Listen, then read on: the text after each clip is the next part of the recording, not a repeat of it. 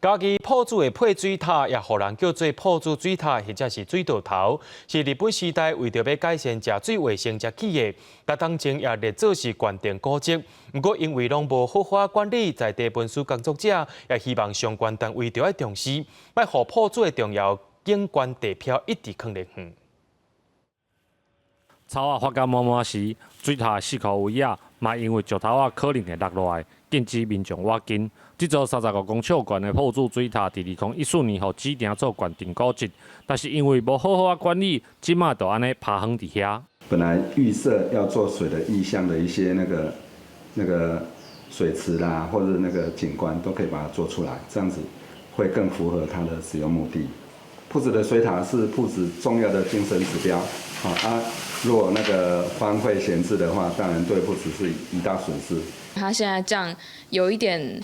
算是没有在管理，有点可惜，所以我觉得他可以再多一点运用，就是增加一点亲子建设的公共设施啊之类的，可以让更多人去接触这个东西。这样。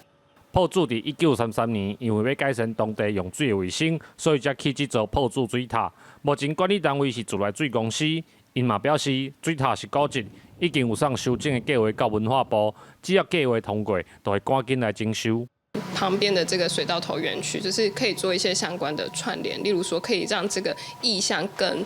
就是让它再贴近一点点，就是不要只是一个水塔在旁边，然后一个园区，就好像两个是分开。水塔的边仔，阁有家己馆建设处移交予泡煮市公所的装置艺术品，考虑到安全的问题，目前暂时无开放。泡煮市公所表示，会随时来进行环境的整理，但是因为经费无够，目前无法度做啥物改变。未来希望会用甲县政府协调，重新思考整体空间的规划。